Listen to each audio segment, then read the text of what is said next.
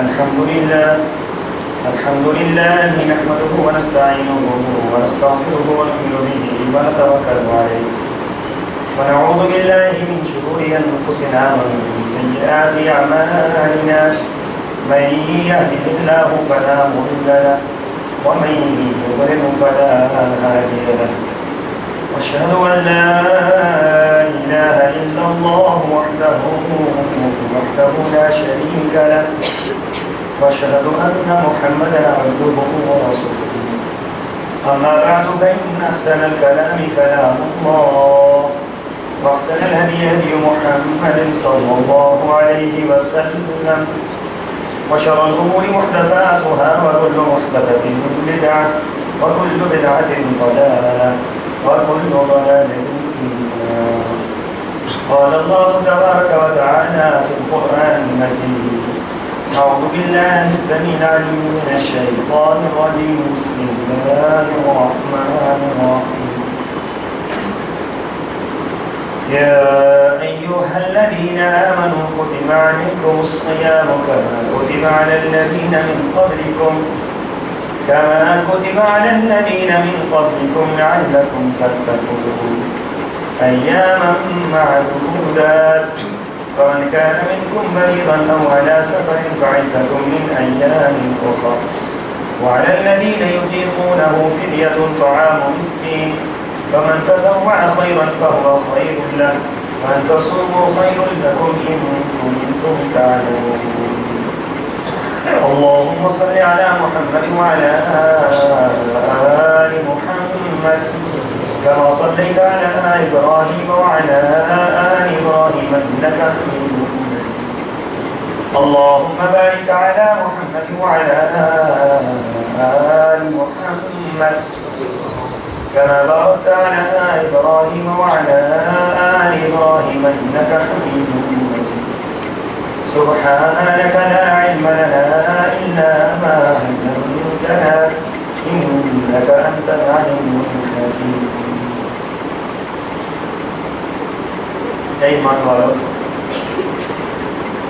تم پر روزے فرض کر دیے گئے ہیں جیسا کہ تم سے پہلے لوگوں پر بھی فرض کیے گئے تھے، اور اس کا مقصد یہ ہے کہ تم میں تقویٰ پیدا ہو. یہ روزے چند گنتی کے دن ہیں. پھر اگر تم میں سے کوئی بیمار ہو یا سفر میں ہو تو دوسرے دنوں میں گنتی پوری کر دیں. اور جو لوگ روزہ رکھنے کی طاقت کو رکھتے ہوں مگر رکھے نہیں تو ان کا فدیہ ایک مسکین کا کھانا ہے. اور جو شخص اپنی خوشی سے زیادہ بھلائی کرے یعنی فدیہ زیادہ دے دے تو اس کے حق میں بہتر ہے. اگر تم روزہ ہی رکھ لو تو تمہارے حق میں یہی بات بہتر ہے.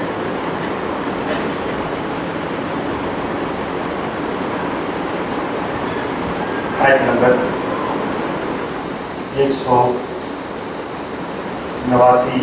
اور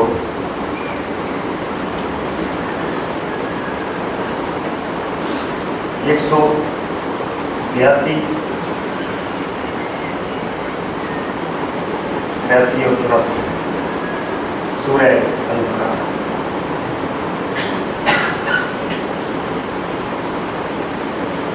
سامعین محترم، آیات مبارکہ ایک اہم موضوع کی طرف اور ایک بہترین نعمت کی طرف اشارہ کر رہے ہیں.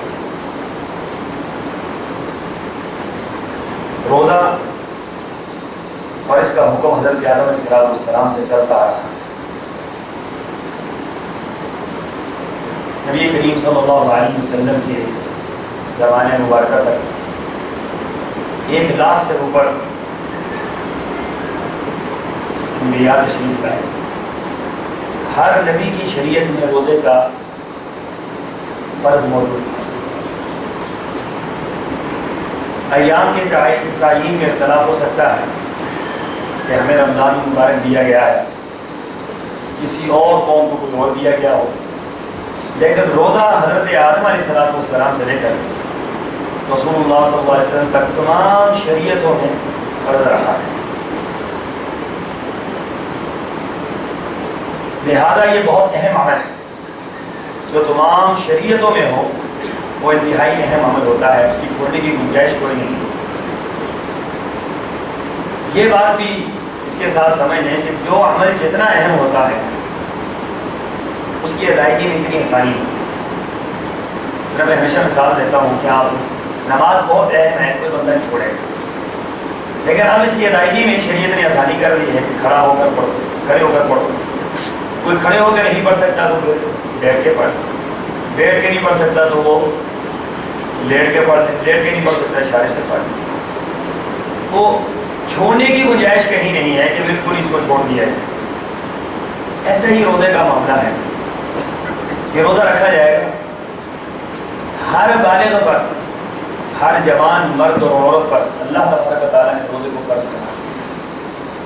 یا ایھا الذین آمنوا کتب علیکم الصیام، ایمان والوں تم پر روزہ فرض کیا گیا ہے، کما کتب علی الذین من قبلکم، اور یہ صرف تم پر فرض نہیں کیا گیا، تم سے پہلے لوگوں پر بھی فرض تھا۔ تیسری بات اس آیت کے اندر یہ پتہ چلتی ہے لعلکم تتقون، تاکہ تم متقی اور پرہیزگار بنیں۔ ہر عمل کی ایک انتہا ہے، ایک ابتدا ہے، ایک انتہا ہے۔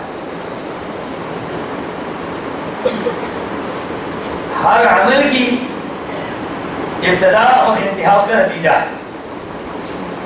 مثلا ہم نے نماز پڑھی ہے تو نماز کا نتیجہ کیا ہے؟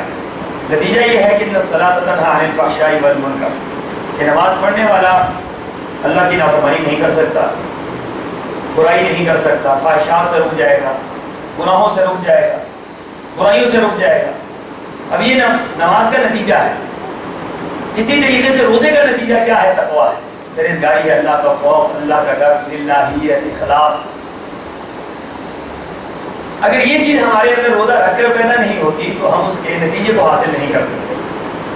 جس طرح ہم یہ بات کہتے ہیں کہ ایک شخص نے 10 سال تک اس نے محنت کی لیکن میٹرک میں وہ نتیجہ حاصل نہیں کر سکا، فیل ہو گیا، تو ہم یہ کہتے ہیں کہ اس کا یہ 10 سال کیا ہو گئے، اس کے ضائع ہو گئے۔ ایسے ہی جو شخص رمضان کے روزے رکھتا ہے، روزے تو اس نے رکھ لیے لیکن روزے کی بنیاد پر تقویٰ پیدا نہیں ہوا، پرہیزگاری پیدا نہیں ہوئی، الہیت پیدا نہیں ہوئی، خوف خدا پیدا نہیں ہوا، اللہ سے تعلق پیدا نہیں ہوا، اسلام سے تعلق پیدا نہیں ہوا، تو گویا اس نے یہ مہینہ کیا کر دیا؟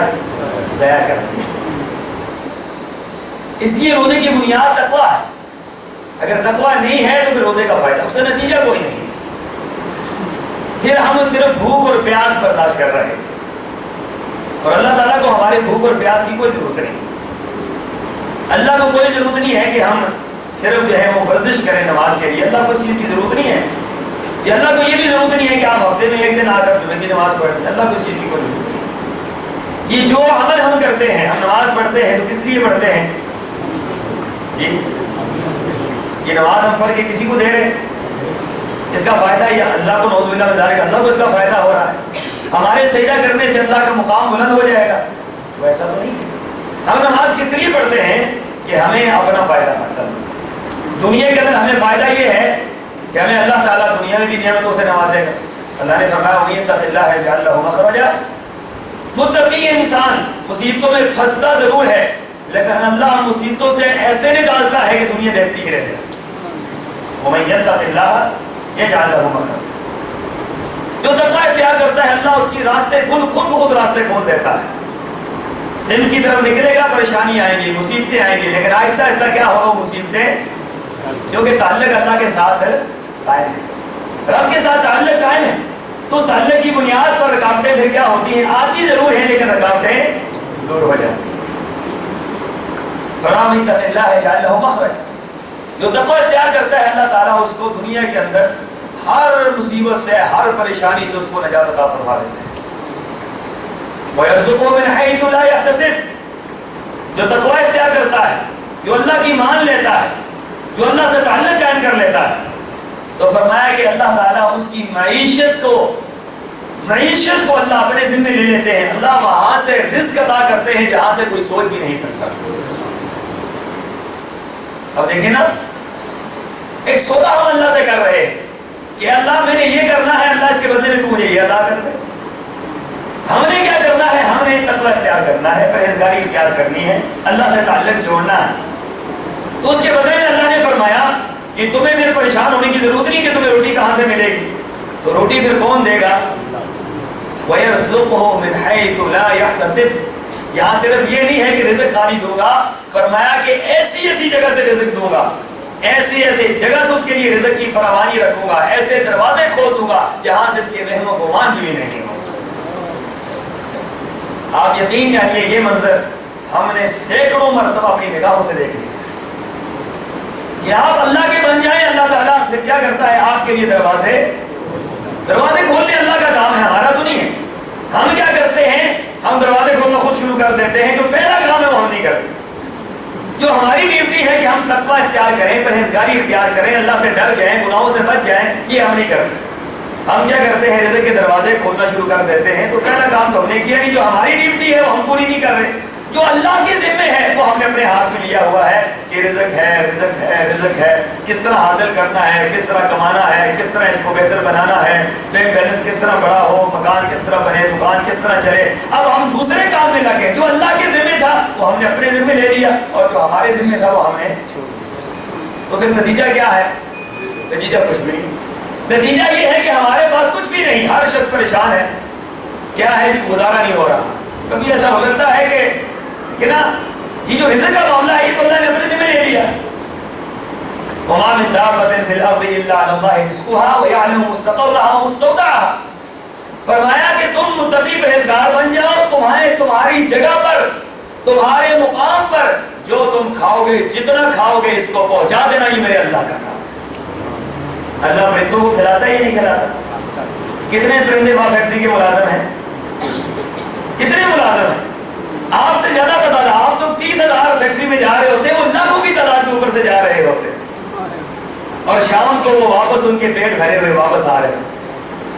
تو اللہ ان کو کھلا رہا ہے یا نہیں کھلا رہا؟ تو اللہ ان کو کھلا رہا ہے تو اللہ آپ کو بھی. لیکن عقیدہ آپ کا پرندوں والا ہونا چاہیے. رسول اللہ صلی اللہ علیہ وسلم نے فرمایا نا کہ اللہ پر توکل جس طریقے سے پرندوں نے سیکھا ہے، اس طریقے سے اگر تم متوکل بن جاؤ تو تمہیں تمہارے جگہ پر اللہ تعالیٰ تمہارے ہر طرح کے رزق کا بندوبست کرنا. جو تقویٰ کس کے اندر ہے؟ پرندوں کے اندر ہے. پرندوں کے اندر جو بات ہے وہ کیا ہے؟ توکل ہے. وہ نکل جاتے ہیں صبح، ہاں نکلنا ہے، یہ نکل گئے. اس کے بعد آگے پتہ نہیں کہ کہاں سے ملنا ہے، کیا ملنا ہے، کیا نہیں ملنا. اللہ تعالیٰ نے ڈیوٹیاں لگا دی کہ ان کے رزق کا بندوبست یہاں سے ہونا ہے. تو سامعین محترم، جو متقی بن جاتا ہے، پرہیزگار بن جاتا ہے، اللہ اس کا دوسرا بڑا مسئلہ حل کر دیتے ہیں کہ اس کو رزق وہاں سے ملتا ہے جہاں سے میرے گمان بھی نہیں ہے. وَمَن يَتَوَكَّلْ عَلَى اللَّهِ فَهُوَ حَسْبُهُ إِنَّ اللَّهَ بَالِغُ أَمْرِهِ قَدْ جَعَلَ اللَّهُ لِكُلِّ شَيْءٍ قَدْرًا. فرمایا جو اللہ پر توکل کرتا ہے اللہ اس کو کافی ہوتا ہے.